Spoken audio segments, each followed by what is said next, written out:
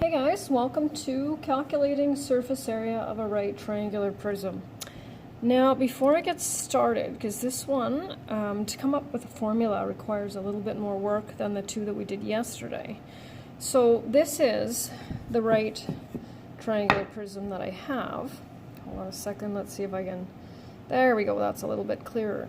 So what I want to do is just sort of show you again what the concept of what we're dealing with, right? So of course you can see most of the right triangle, okay? So just want to do that here. And again, the concept of surface area, let's just try this. This is a what? A square inch, right? Means it measures an inch by an inch. So we have a square inch. And what we're going to be doing today is trying to determine how many of, let's say, square inches it would take to cover this right triangular prism. How many faces does it have? It has 5. 3 are what shape? 3 are rectangles, and then there are 2 identical triangles. So I wanted to do that as an introduction first, before we kind of got through it. And I'm just going to zoom in here a little bit, see if I can, let's see. This is usually what I do before I, oh, that worked out okay. Cool. All right. So what I like to do before, just like we did yesterday, is make sure that we figure out what the formulas are instead of me just giving you a formula and saying, okay, you know what, just plug in the numbers, right? So there is a net, right? So it's a 2-dimensional version of a 3-dimensional object. And so what I'm going to be doing is this one right here. And so if you might find it easier to print off or have a screen perhaps where you can look at that as well. I've just received some feedback that it seems to work better if I zoom in a little bit, but it does mean I need to go back and forth.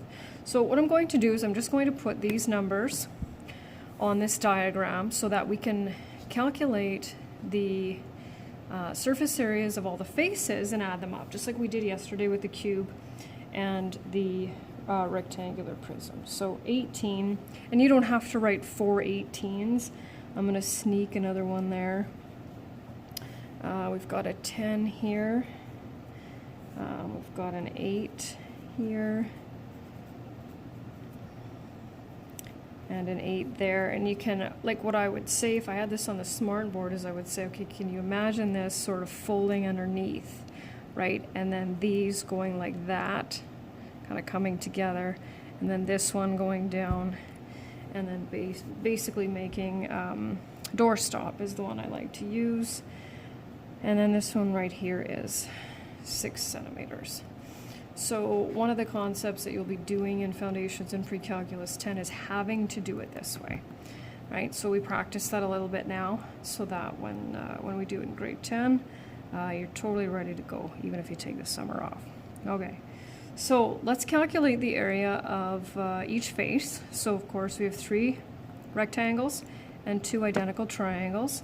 And just to remind, I'm just going to go over here. Formula for the area of a rectangle is length times width, or base times height. I use that one as well, and it doesn't really matter, right? Basically we multiply both dimensions. And the area of a triangle is base times height divided by 2.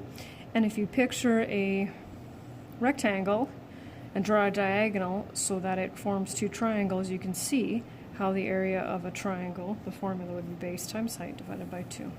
Okay, so back over here, 18 times 10 is 180, and what will our units be? Always, always put units. This is how I can tell if you know what you're calculating. So then we have the 18 times 6, 108.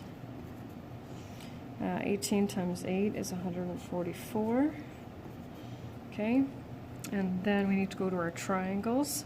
So the reason I didn't bother putting the 10 here is because we don't need it, right? It's the hypotenuse, clearly, but the formula is base times height divided by 2, so that will be 8 times 6 divided by 2, which is 24 centimeters squared, 24 centimeters squared. So I actually have another SA in my notes. I just haven't changed it yet. So when I add 180 with 108, 144 and 48, I end up with 480. Now this is one where I used to, well, it's a few years ago now, I used to have students do it individually because I used to say, you know, you can't figure out a formula.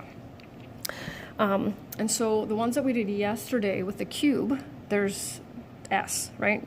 Can't make a mistake there unless you misread the number. With the rectangular prism, there's 3 different dimensions, but as long as you pair them up, it doesn't matter which is which. This one, you'll notice when we do the formula, it matters which one is which. And so that's why we're going to give them specific names, okay? So here's the English. So when we choose our variables, we're going, because we have 4, right? We have 4 numbers. You can see that over here. 1, 2, 3, 4. So when we choose the B is going to be the base of the triangle. The H will be the height of the triangle. Missed a letter there. There we go. L will be the length of the hypotenuse.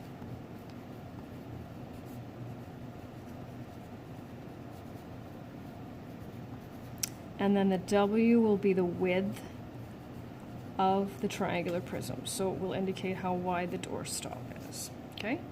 So let's slide over here again. So B will be the base of the triangle. Oh, there's the base. H will be the height.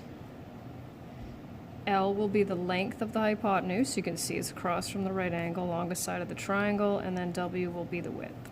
Okay?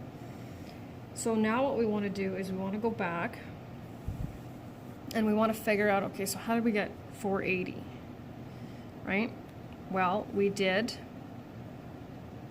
this times this, which is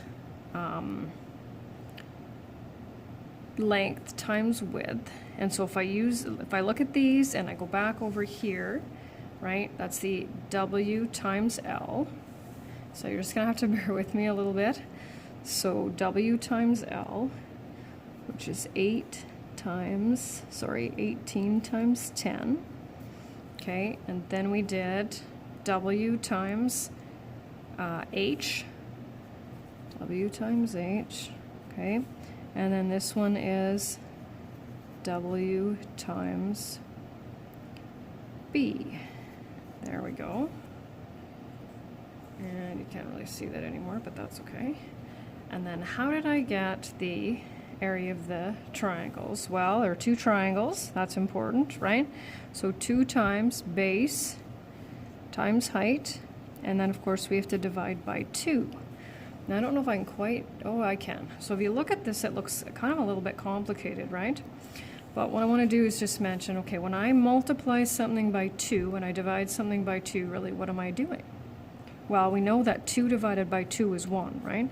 So in order to deal with the area of 2 triangles, all I need to do is multiply the base times the height. So now what I'm going to do is I'm going to translate 8 times 6 plus 18 times 10 plus 18 times 6 plus 18 times 8 into these variables that I have over here for our formula, right?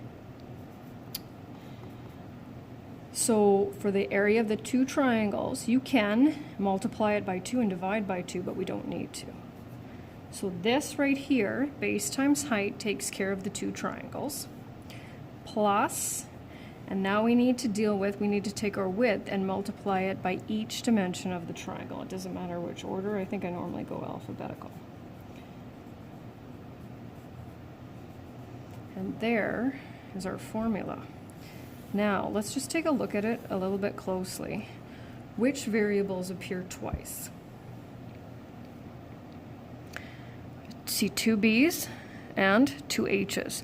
And notice how the base and the height are multiplied together as well as multiplied by the width. So those are the only 2 variables that you can swap and be totally okay. I mean, it looks ridiculous to say that, right, that this is the height and this is the base. But depending on the orientation of this, because I can flip it upside down and do all kinds of things, it's okay. So you can swap the base and the height. And I recommend when you're working on this, if you're having a hard time getting the answers that are on the that are on the assignment, to put those variables in there and just to look back down here and okay, base of the triangle, etc., etc. Okay, which one appears only once? L. And then which one appears 3 times? W. So you can't swap anything else, otherwise it's not going to work, right? Okay, let's just get to the practice here. Sorry, just there we go. Okay. So what I need is the same thing I need for all the other ones, is I don't need the formula unless you find it helps, because now we're at 4 variables. So if you find it helpful to write the formula so that you can put the value for B in the right spot, then by all means go ahead. I'm just going to zoom out, I think just a little bit, just to see if I can maybe make that fit on here. See how that goes. So I always need that SA indicating that you're doing surface area.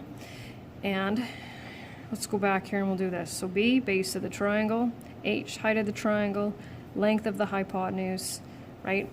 And the width. So base times height. I always need that, right? This is the part, this is the substitution step that shows me that you know which numbers go in place of which variables. And then each dimension of the triangle has to be multiplied by the width. So the order doesn't matter. So I don't usually follow the formula. Times 9. I didn't think you'd be able to quite see all that. There we go. That's a little bit better. Hopefully you can still see that. And I'm going to tell you that you can break each one down if you wish, but you can't do that when we do the surface area of a cylinder. And I'll explain that a little bit more in detail, but what happens is if you do it with a cylinder, sometimes you don't end up with the correct rounding. That's all it is, really. So if I were you, I would type it into my calculator. Now, if we were doing quizzes and exams, I would say for quizzes and exams, type it in twice, because it's really easy to accidentally put, let's say, a plus sign here or a multiplication sign here when you're typing it in. And you'll end up with a number large enough that you might not necessarily be able to look at it and go, wait a second, that doesn't make any sense. So when we do this in grade 10, I will be saying, type it in twice on the calculator. I've already done it, and you don't need to watch me type stuff out on a calculator. Always units, right?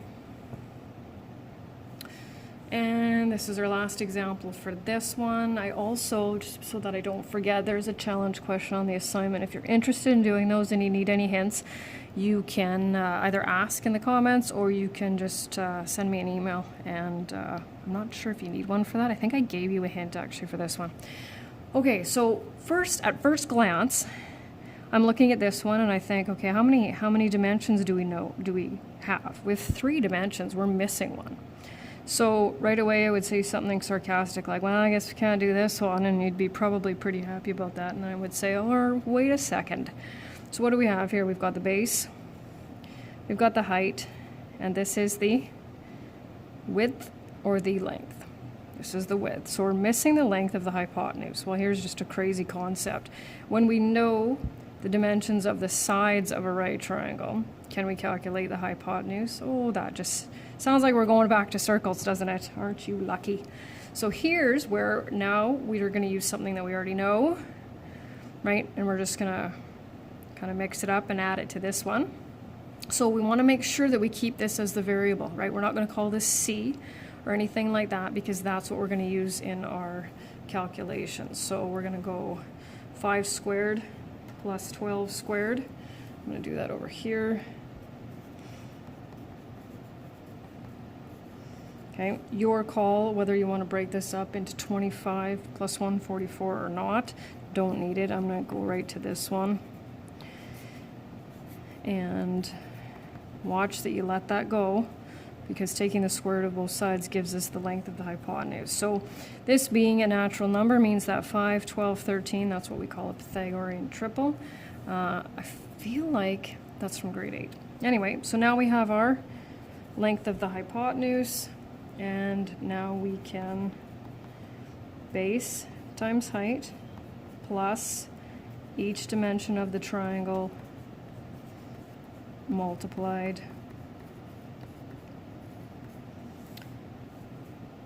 by the width. So working this out gives me 540. What are my units? meters squared. Oh, box it up. There we go. And there we go. All finished. All right, talk to you guys soon.